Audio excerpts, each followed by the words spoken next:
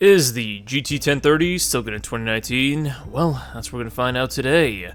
So, starting off, this is a Pascal card from 2017. It does support DirectX 12, and we are using the GDDR5 version. So, let's go and move on to our games now. We got 6 games in total, 3 of them coming from 2019, and 3 of them coming from 2018. So, we got some modern titles to try out, and let's go ahead and start off with our first title today, and that will be Crackdown 3. How will this game, like Crackdown 3, perform? Well, overall, surprisingly, it performs pretty well. I mean, yeah, it's kind of a fairly modern GPU, but a low-end one at that, and if you're gonna game on it, you can actually do it. You just gotta make sure you set everything to 720p, and a game like Crackdown is gonna be playable for the most part. There does appear to be a very annoying slowdown issue that occurs, and this issue is usually based on going to a new area it occurs. It's pretty bad in some cases, or barely noticeable. That did drag down our score a lot during the few hours that I was benchmarking this game and playing it. And overall, you could get away with playing it. It's just going to be a bit of a... Well, you ever played in slow motion? There you go. Spend half the game playing in slow motion. So, overall, GT 1030, get to play a game like Crackdown 3. Well, it's not that graphically impressive, but it does have its issues. But let's go ahead and move on to a very, very popular title, such as Apex Legends. How will does Apex Legends perform? Well, as you're about to see, it performs pretty well, actually. When it comes to playing the game at 720p, you can get very good frames, and I spent a while. I was using this card for about a week, and I played plenty of Apex Legends during that time, and my experience was overall that it was pretty good. You can definitely get away with playing it. The FPS is fairly smooth.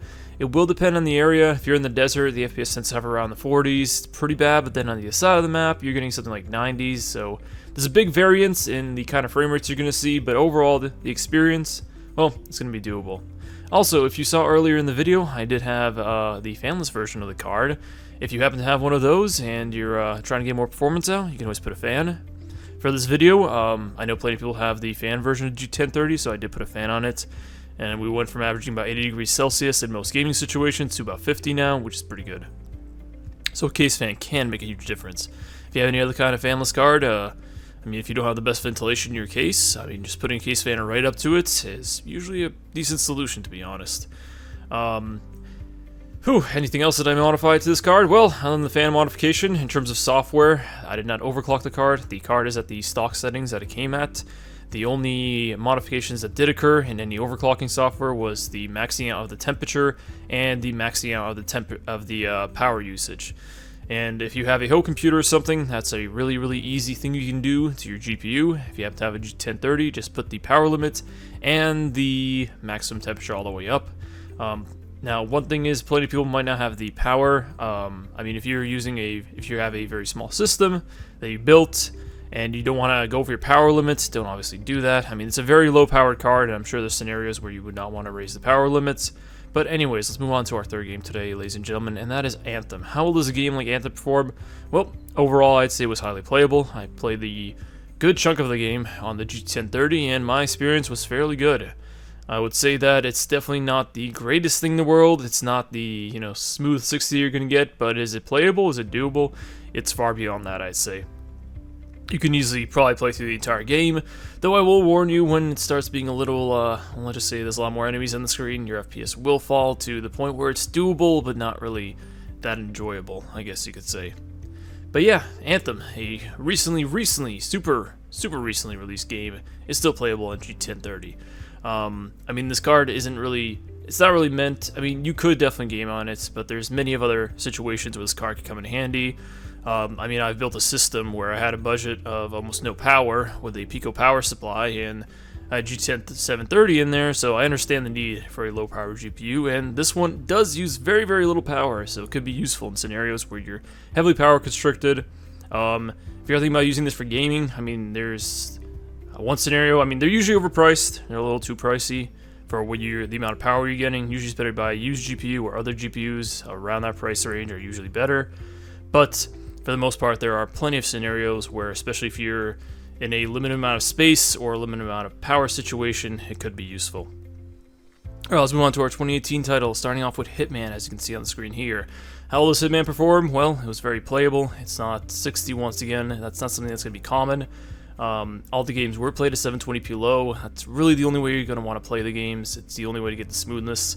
With older titles, you might be able to bump it down to 1080p, which would be definitely doable. And if you're talking about a title from the 90s, I mean, you could do 4K, you know. Thankfully, the GPU does support 4K if you're talking about just using it for browsing and stuff. My G1030 did not support it, but the HDMI version on this card, it does not come with a DisplayPort, but the HDMI does support 4K, so it's actually nice. If you're doing stuff like actually video editing in Lightworks, I didn't have much of a problem. The GPU does handle effects, I believe, but it wasn't that bad. So if you're looking at video editing, you can definitely get away with it on this card.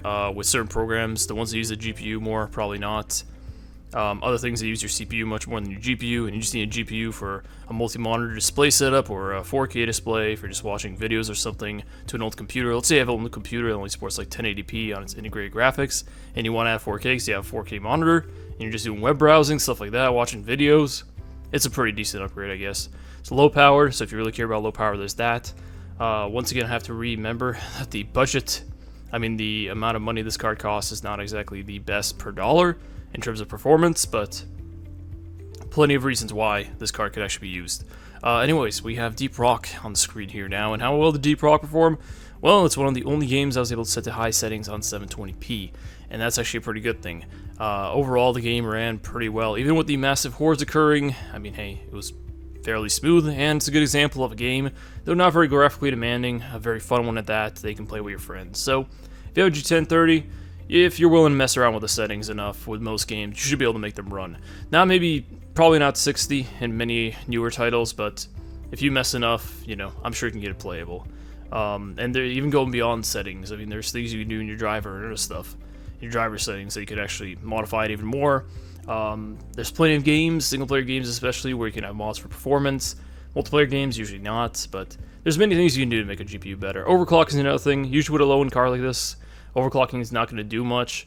If you have a fanless version, you probably really want a fan, because even at stock clocks, this thing hits a pretty high temperature. Though not that crazy. Usually it's not, I've never seen it really downclock much when it didn't have a fan on it, and it still reached a pretty high boost clock, so that was good. Anyways, let's go ahead and move on to our last game today, and that'll be Sea of Thieves. Sea of Thieves is a game that performs very, very well on this card. If you're willing to, once again, do 720p low, you're going to have an extremely smooth experience when it comes to sailing the seas. You'll have plenty of fun, and it's just a good time overall. And that's just an example. I mean, if you really don't care too much about graphics and you're mostly focusing on just playing a game, it's more than enough for that kind of stuff. When it comes to graphics and quality, it's not that good. Once again, if you're doing email browsing, you know, YouTube, stuff like that, just watching videos, movies and stuff, and you need it for a 4K display, like let's say you're setting up a home theater, where you want to connect it to your 4K computer, your 4K TV or something, and you got an only great graphics or something, I mean, this is going to be a pretty decent upgrade for that stuff. And one thing to consider is it's very low power, so that's kind of nice. The fanless version is obviously silent, there's no fan. There's no coil wind too from the EVGA one that I have, which is really good, because I have had a silent card before that had a coil wind, a really bad one. So that was actually really annoying. But yeah, that can happen sometimes. It's just the way things are, honestly. But yeah, overall, I'd say when it comes to games from 2019 and 2018, if you play around with it enough, you can definitely achieve some impressive results. And a quick word of warning to anybody. There is two versions of the card. There's a DDR4 version and a GDDR5 version. If you're going to buy it, I would significantly prefer that you would get the GDDR5 version. It is much faster. Though with the DDR4 version, if you're using this something as like a home theater or something, it won't make as much of a difference. But when it comes to gaming, the GDDR5 version is going to be superior by miles. And there's not much of a indication when it comes to that. It's kind of like a GTX 1060, you know, they have that weird thing going on where it's like two different versions that perform extremely differently, and the DDR4 version is very far behind the GDDR5 version. And the only indication of that is you just looking in the box and checking the memory type on the back. So yeah, it's not like they're called a 1030 Ti or anything, it's pretty bad. And not exactly the best consumer-friendly thing, but that's just how it usually is, sadly. Anyways, moving on to our conclusion, ladies and gentlemen.